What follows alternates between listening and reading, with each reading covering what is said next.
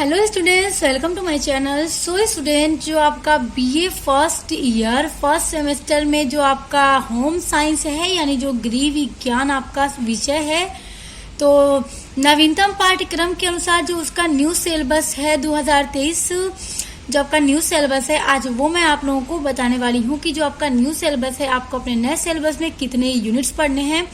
So student देखिए, जो आपका जो आपका सिलेबस है वो सेमेस्टर वाइज हो गया है, यानी आपको पूरे 3 इयर्स में 6 सेमेस्टर पढ़ने हैं। तो आपका जो फर्स्ट सेमेस्टर में है आपको उसमें टोटल 8 यूनिट्स आपको पढ़नी है अपने हर एक सब्जेक्ट में। तो जैसा कि मैं आपको आपके हिंदी का, आपके इंग्लिश लिटरेचर, आपका सोशियोलॉजी, सबका पूरा यूनिट सिलेबस सब कंप्लीट करा चुकी हूँ और साथ ही साथ इम्पोर्टेंट क्वेश्चन की वीडियोस भी अपलोड कर चुकी हूँ। तो आज मैं आप लोगों को आपके होम साइंस का सिलेबस बताने वाली हूँ और भी जो सब्जेक्ट्स आपके हैं अगर मैंने नहीं बताया है तो मैं उनका भी बहुत जल्द आपको बताने की कोशिश करूँगी। तो देखिए, जो आपका होम साइंस है, आपका नया जो सिलेबस है, तो इसमें आपको ना आपका जो सिलेबस है वो 2 पार्ट्स में डिवाइड है, यानी सेक्शन ए और सेक्शन बी। तो देखिए यहाँ पे देखिए, fundamental of nutrition and human development. तो यहाँ पे देखिए जो फंडामेंटल ऑफ न्यूट्रिशन है यानी पोषक के मूल तत्व, ये आपका हो जाएगा सेक्शन ए यानी खंड अ। तो इसके अंदर आपको पूरी 4 यूनिट्स पढ़नी होंगी। और उसके बाद आ जाता है ह्यूमन डेवलपमेंट यानी मानव विकास, मतलब जो मानव का विकास है वो किस तरह से होता है। तो ये आपका सेक्शन बी हो जाएगा यानी खंड क। तो इसमें भी आपको टोटल 4 यूनिट्स पढ़नी होंगी, यानी 4 यूनिट आपको फंडामेंटल ऑफ न्यूट्रिशन में पढ़नी है और 4 यूनिट्स आपको ह्यूमन डेवलपमेंट में पढ़नी है। टोटल मिलाकर हो जाएगी आपकी 8 यूनिट्स। तो देखिए, सबसे पहले जो आपका खंड अ है यानी जो सेक्शन ए है, इसमें आपको पढ़ना है। देखिए आपका पहला यूनिट है परंपरागत गृह विज्ञान एवं उसकी वर्तमान युग प्रासंगिकता, यानी जो गृह विज्ञान की परंपरागत रही है, जो चलता आ रहा है, वहां से लेके आपको जो उसकी वर्तमान युग की प्रासंगिकता है वो सब आपको पढ़ना है। तो देखिए इसमें आपके टॉपिक्स क्या हैं। पहली यूनिट में भारतीय गृह वैज्ञानिकों द्वारा दिए गए योगदान, यानी जो भारतीय गृह वैज्ञानिक रहे हैं उनके द्वारा दिए गए जो योगदान है, जो कंट्रीब्यूशन है, उनको आपको पढ़ना है अपने यूनिट फर्स्ट में। जैसे देखिए एम स्वामीनाथन, सीबी गोपालन, एस केडे, रविन्द्रनाथ टैगोर आदि। तो ये गृह वैज्ञानिक हैं जिनके योगदान आप लोगों को अपने यूनिट 1 में पढ़ना होगा। तो ये हो गया आपका यूनिट 1। और स्टूडेंट, मैं आपको एक बात और क्लियर कर दूं कि आपका सिलेबस में आपको बताने के बाद आपका मतलब यूनिट्स भी स्टार्ट करूंगी। हर एक यूनिट को हम बहुत अच्छे से कवर करेंगे, पढ़ेंगे, नोट्स के साथ समझेंगे, साथ ही साथ इम्पोर्टेंट क्वेश्चन आंसर की भी वीडियोस आपके लिए अपलोड करूंगी। तो अब देखिए, अब आ जाते हैं आपके यूनिट 2 पर। तो स्टूडेंट देखिए, जो आपका यूनिट 2 है उसमें आपके कुछ टॉपिक्स हैं। देखिए जैसे कोशिकाएं, जो कोशिकाएं हैं, जो सेल हैं, उसके बारे में आपको पढ़ना है। तो इसके बारे में आपको पूरा पढ़ना होगा। उसके बाद पाचन तंत्र है, यानी जो मानव का पाचन तंत्र है उसके बारे में आपको पढ़ना है। उसके बाद जो श्वसन संस्थान है यानी जो श्वसन तंत्र है उसके बारे में आपको पढ़ना है। और जो हृदय परिसंचरण तंत्र है, तो इसमें देखिए सब मतलब ह्यूमन बॉडी का ही ये सब से रिलेटेड है, ये सब आपको पढ़ना है। जैसे कोशिकाएं हो गई, पाचन तंत्र, श्वसन तंत्र, हृदय परिसंचरण तंत्र, ये 4 टॉपिक हैं जो आपको अपने यूनिट 2 में पढ़ना है। तो इस सबको भी हम एक एक टॉपिक को बहुत अच्छे से कवर करके पढ़ेंगे नोट्स के साथ। देखिए अब है आपका यूनिट 3। तो जो आपका यूनिट 3 है इसमें आपको पढ़ना है आहार और पोषण। तो आहार और पोषण के बारे में आपको पढ़ना है। उसके बाद आहार और पोषण क्या है आपको बहुत अच्छे से ये पढ़ना है। उसके बाद आहार का अर्थ पढ़ना है, यानी जो आहार है वो क्या है, उसका अर्थ आपको पढ़ना है, उसकी मीनिंग आपको पढ़नी है। उसके बाद आहार के प्रकार आपको पढ़ना है और आहार के कार्य आपको पढ़ना है। उसके बाद है पोषण की अवधारणा, यानी जो पोषण है, न्यूट्रिशन है, उसकी क्या क्या अवधारणा रही है, सिद्धांत रहे, उसके बारे में आपको पढ़ना है।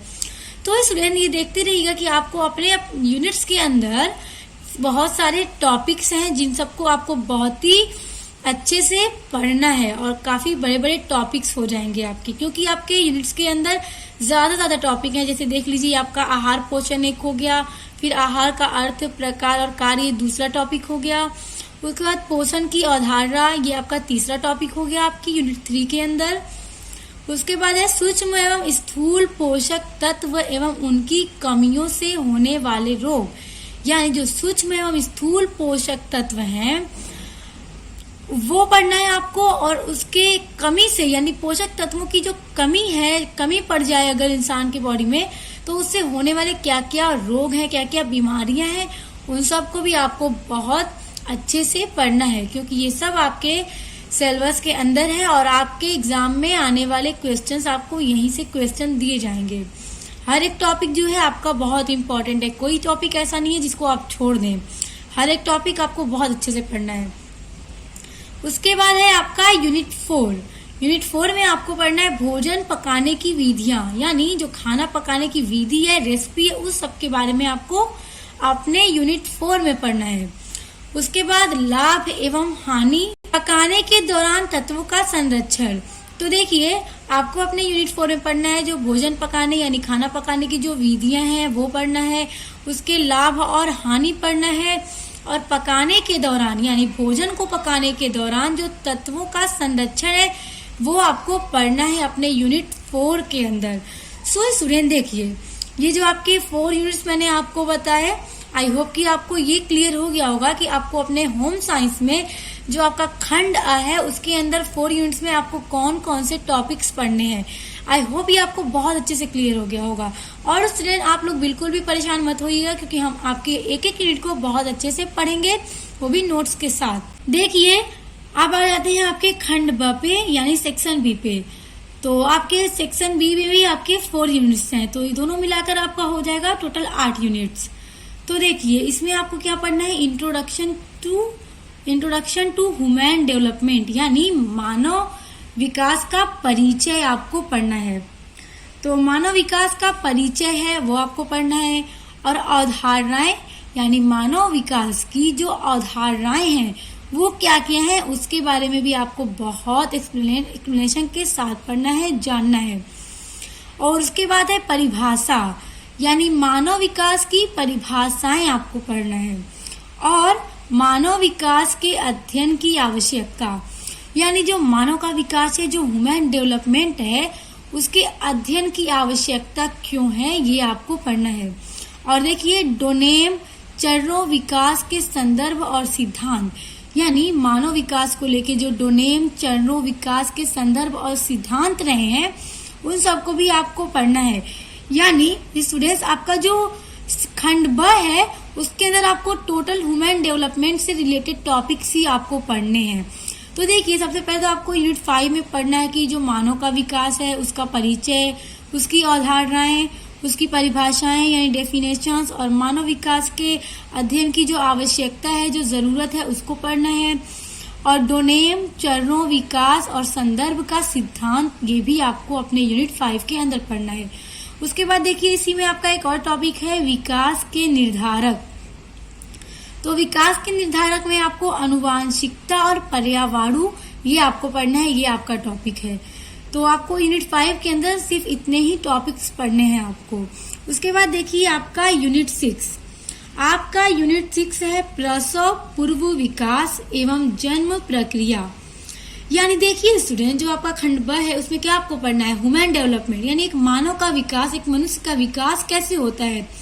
तो मनुष्य का विकास कैसे होता है, सबसे पहले बच्चा पैदा होता है, वहां से लेके उसका विकास होना शुरू होता है, धीरे धीरे वो बड़ा होता जाता है, 1 साल 2 साल 3 साल इतने फिर वो बड़ा हो जाता है।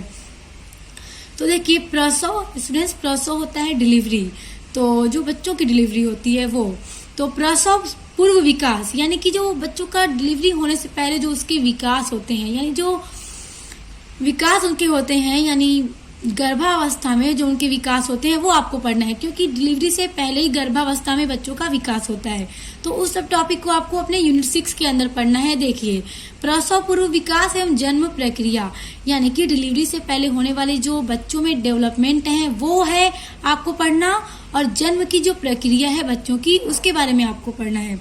तो देखिए, इसमें आपका पहला टॉपिक है गर्भधारण, यानी गर्भधारण किस तरह से होता है।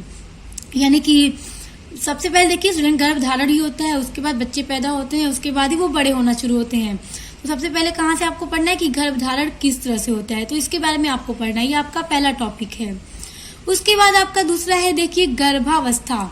तो गर्भावस्था में मतलब बच्चों का किस तरह से डेवलपमेंट होता है। जब बच्चे गर्भावस्था में होते हैं तो उनका कैसे कैसे डेवलपमेंट होता है, किस तरह से वो बनते हैं, तो उसके बारे में आपको पढ़ना है। उसके बाद है प्रसव के चरण, यानी डिलीवरी के जो चरण है, प्रसव के जो चरण है उसके बारे में आपको पढ़ना है। प्रसव के चरण के बारे में आपको पढ़ना है। उसके बाद पढ़ना है प्रसव के प्रकार, यानी जो बच्चों की डिलीवरी जब होती है गर्भावस्था के बाद तो वो किस टाइप की होती है, कितने उसके प्रकार हैं। तो देखिए, उसमें पहला है कि प्राकृतिक सी सेक्शन। देखिए, प्राकृतिक सी सेक्शन, इस तरह से भी बच्चों की डिलीवरी होती है। इन सबको हम जब यूनिट्स को आपके पढ़ेंगे तो एक एक टॉपिक को बहुत अच्छे से समझकर पढ़ेंगे। अभी तो आपका सिर्फ सिलेबस आपको बता रही हूँ कि आपको क्या क्या टॉपिक्स अपने होम साइंस में फर्स्ट सेमेस्टर में आपको पढ़ना है। तो उसके बाद दूसरा है ब्रीच। तो ये ब्रीच क्या होता है इसको भी हम जानेंगे बहुत अच्छे से। उसके बाद गृह प्रसव, यानी घर पर होने वाली डिलीवरी, यानी कुछ लोगों की जो डिलीवरी है, बच्चे हैं वो घर पर हो जाते हैं, तो उसके बारे में भी आपको पढ़ना है कि वो किस तरह से होता है। तो हर टाइप को हम अच्छे से पढ़ेंगे। उसके बाद देखिए, दूसरा टॉपिक है आपका आपके यूनिट 6 में ही नवजात शिशु की शारीरिक बनावट एवं क्षमताएं।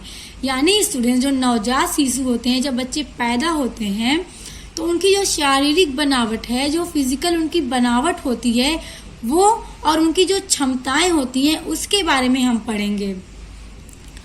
तो इसके बारे में क्या है आपको पढ़ना है। उसके बाद आपका नेक्स्ट टॉपिक है प्रसव पूर्व विकास को प्रभावित करने वाले कारक। प्रसव पूर्व का मतलब डिलीवरी से पहले जो विकास है, मतलब बच्चों का जो विकास होता है उसको कौन कौन से कारक हैं जो प्रभावित करते हैं, इस टॉपिक को आपको पढ़ना है। तो ये इतने टॉपिक्स हैं जो आपको पढ़ना है। तो आपके यूनिट 6 के अंदर आपको तो यही सिर्फ पढ़ना है कि बच्चे का मतलब बच्चे की जन्म की प्रक्रिया, किस टाइप का जो प्रसाव है वो कितने प्रकार का है, और ये सब आपको पढ़ना है। और उसको प्रभावित करने वाले जो कारक हैं ये सब आपको आपके यूनिट 6 में पढ़ना है। तो देखिए, आप आ जाते हैं आपके यूनिट 7 पे। तो आपका यूनिट 7 है शैशवावस्था, यानी इन्फेंसी। जो शैशवावस्था उसको इन्फेंसी बोलते हैं। तो देखिए स्टूडेंट, जब बच्चे पैदा होते हैं वहां से लेके जो 5 से 6 साल की उम्र तक के जब बच्चे होते हैं तो वो शैशवावस्था बोला जाता है, यानी इन्फेंसी बोला जाता है। तो देखिए, आपको इससे पहले वाली यूनिट में क्या पढ़ना है, बच्चे की जन्म की प्रक्रिया के बारे में। और उसके बाद आपको अपने यूनिट 7 में पढ़ना है कि जब बच्चे जब पैदा होते हैं वहां से लेके जब 5-6 साल की जो तक की जो उम्र होती है बच्चों की, वो शैशवावस्था होती है। तो आपको शैशवावस्था के बारे में पढ़ना है। जैसे देखिए, इसमें आपका पहला टॉपिक है शैशवावस्था और पूर्व स्कूल के दौरान विकास संबंधी कार्य। यानी शैशवावस्था और पूर्व स्कूल, यानी स्कूल जाने से पहले तक का जो बच्चों में विकास होता है उससे संबंधी जो कार्य हैं वो सब टॉपिक्स आपको पढ़ने हैं। यानी 5 से 6 साल तक के जब बच्चे होते हैं, मतलब पैदा होने से लेके, तो उनमें जो विकास होता है उससे संबंधित कार्य आपको शैशवावस्था में आपका पहला टॉपिक है। उसके बाद इसमें आपका दूसरा टॉपिक है शारीरिक और मानसिक विकास। यानी जब बच्चे शैशवावस्था में होते हैं, इन्फेंसी में होते हैं, तो उनमें जो शारीरिक और मानसिक विकास होता है, जो शारीरिक विकास होता है और जो मानसिक विकास होता है उसके बारे में आपको पढ़ना है। उसके बाद है सामाजिक और भावात्मक विकास। तो बच्चों में फिर धीरे धीरे क्या है, जो सामाजिक विकास है, सोशल डेवलपमेंट है, वो भी होना शुरू हो जाते हैं, जो भावात्मक विकास है वो होना शुरू हो जाते हैं। तो एक एक टॉपिक को आपको पढ़ना है। उसके बाद है संज्ञात्मक और भाषा विकास, कि मतलब जब बच्चे, देखिए बच्चे जब पैदा होते हैं तो क्या है, सिर्फ रोते हैं, वो बोलते नहीं है, फिर धीरे धीरे वो क्या है, भाषा सीखते हैं, लैंग्वेज सीखते हैं। तो वही है कि संज्ञात्मक और भाषा विकास के बारे में आपको पढ़ना है। तो आपको अपने यूनिट 7 में शैशवावस्था से रिलेटेड हर एक टॉपिक को पढ़ना है। सो डोंट वरी स्टूडेंट, मैं आपकी जितनी भी यूनिट्स हैं सबको बहुत अच्छे से कवर करूंगी। एक एक यूनिट्स पर आपका बहुत अच्छे से वीडियोस बनाऊंगी और आपको पढ़ाऊंगी और समझाऊंगी। साथ ही साथ आपको इसके इम्पोर्टेंट क्वेश्चन आंसर्स भी मैं शेयर करूंगी कि एग्जाम में किस टाइप के क्वेश्चन आते हैं, कौन सी यूनिट्स आपकी ज्यादा इम्पोर्टेंट है एग्जाम के लिए, तो सब हम पढ़ेंगे। अभी बस आप अपना सिलेबस जान लीजिए। वीडियोस भी आपकी बहुत जल्दी आना शुरू हो जाएंगी आपके यूनिट वाइज। अब आ जाते हैं आपके 8th एंड लास्ट यूनिट पे। तो आपकी जो 8th यूनिट है उसमें आपको पढ़ना है आरंभिक बाल्यावस्था, यानी इसको बोलते हैं अर्ली चाइल्डहुड, यानी जो बचपन होता है बच्चों का उसके बारे में। तो 6 से 12 साल तक की जो बच्चों की उम्र होती है वो बाल्यावस्था होती है। देखिए शैशवावस्था में क्या है, जन्म से लेके 5 से 6 साल तक, और 6 साल से 12 साल तक की जो उम्र होती है वो बाल्यावस्था होती है। तो आपको ये पढ़ना है, तो इसको अर्ली चाइल्डहुड बोलते हैं इंग्लिश में। तो इसमें आपको पढ़ना है प्रारंभिक बाल्यावस्था के दौरान विकासात्मक कार्य। देखिए स्टूडेंट्स, जब बच्चे पैदा होते हैं तो उनमें विकास होता जाता है, पहले वो छोटे फिर बड़े बड़े इस तरह से बड़े होते जाते हैं धीरे धीरे। तो क्या उनमें धीरे धीरे विकास होता है। जब बच्चे छोटे रहते हैं फिर बोलना सीखते हैं, चलना सीखते हैं, पहले क्या है बैठना सीखते हैं। पहले वो खुद से तो बैठ नहीं सकते, उन्हें उठाकर बैठाया जाता है, हाथ पकड़ के चलाया जाता है, फिर वो अपने से चलना सीखते हैं धीरे धीरे। फिर भाषा वो लैंग्वेज सीखते हैं, फिर हर एक चीज बोलना सीख जाते हैं। तो क्या है कि हर एक स्टेप जो है बच्चों में, बच्चों के डेवलपमेंट के, ह्यूमन डेवलपमेंट के, वो सब आपको पढ़ना है। तो इसमें आपकी जो 8th यूनिट है उसमें आपको बाल्यावस्था के बारे में पढ़ना है कि प्रारंभिक जो बाल्यावस्था के दौरान विकासात्मक कार्य हैं उसके बारे में आपको पढ़ना है।